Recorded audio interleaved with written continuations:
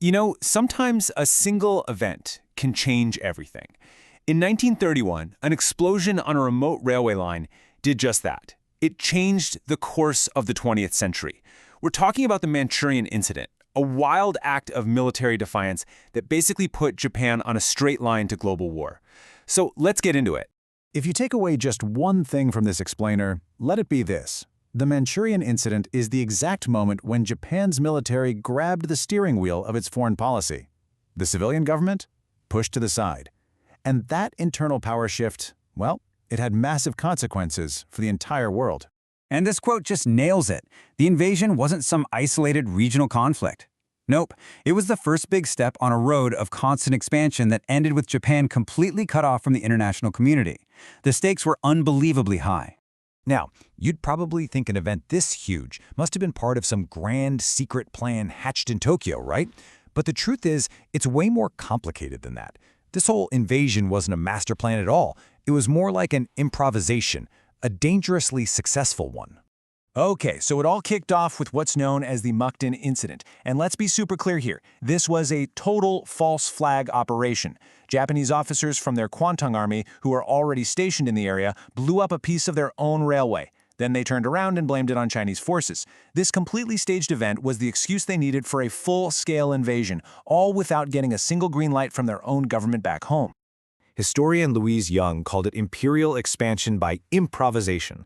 And honestly, that phrase is perfect. It just captures the whole thing.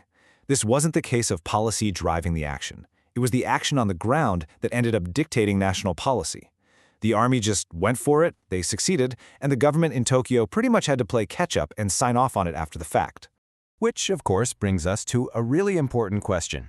Out of all the places in the world, why there? Why was this resource-rich part of Northeast China the target? What was so special about Manchuria? Well, it really boils down to three key things. First up, resources. Manchuria was loaded with coal and iron, things Japan's growing industry was starving for. Second, it was a strategic gold mine, acting as a buffer zone against the rival, the Soviet Union. And finally, taking it over was seen as a way to kind of wall Japan off from all the political chaos happening in China at the time. But it wasn't just about what was happening abroad. As this quote gets at, controlling Manchuria was seen as a fix for economic problems and insecurity back home in Japan. That belief created this really powerful internal logic for expansion, and you can bet the military was more than ready to act on it. So the army makes its move, and the government goes along with it. What happens then? Well, it's like a cascade of consequences, a whole series of dominoes that start to fall, one by one, leading Japan further and further down that path to war. We can really break down the fallout into a clear, three-step chain reaction. First, the military's power at home just exploded. Second, the relationship with China was shattered, probably forever. And third, the rest of the world started to turn on Japan. Let's take a quick look at each of those. So the very first domino to fall was civilian control over the country. By pulling off the invasion of Manchuria, the army proved it could act on its own and totally get away with it. This set a super dangerous new precedent. From now on, the military could shape foreign policy with its boots on the ground, leaving the government in Tokyo with a choice: either approve it or risk a massive crisis at home. And this right here is such a crucial point. The military didn't even need a formal coup to take power. The success in Manchuria was enough. It made their dominance the new normal in Japanese politics. Just like that. The second domino? The effect on China. Look, this was no small border dispute. Japan went from being just one influential foreign power in the area to a hostile, full-on occupier. The invasion poured fuel on the fire of Chinese nationalism and kicked resistance into high gear, making a huge long-term war pretty much unavoidable.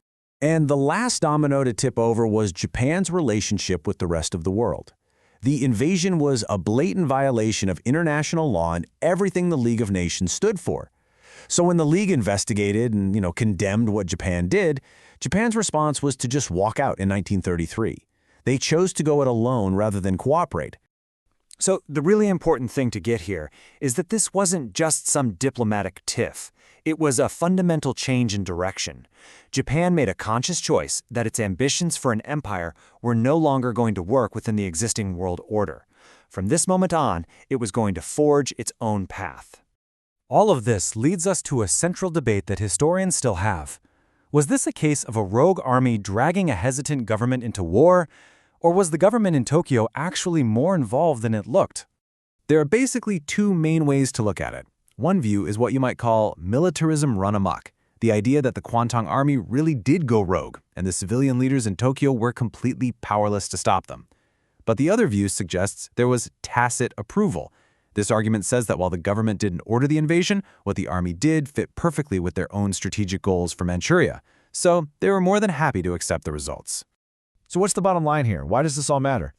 Well, the Manchurian Incident was a massive turning point where military force replaced diplomacy as Japan's main tool. It completely wrecked relations with China and the rest of the world. And maybe most ominously, it showed other aggressive countries that, hey, the international community might not have the power to stop you. And that brings us to our final thought. The evidence, it kind of points in both directions, leaving us with this huge question about who was really responsible. Was Japan hijacked by a rogue army, or was its government a silent partner in an act that helped put the world on fire?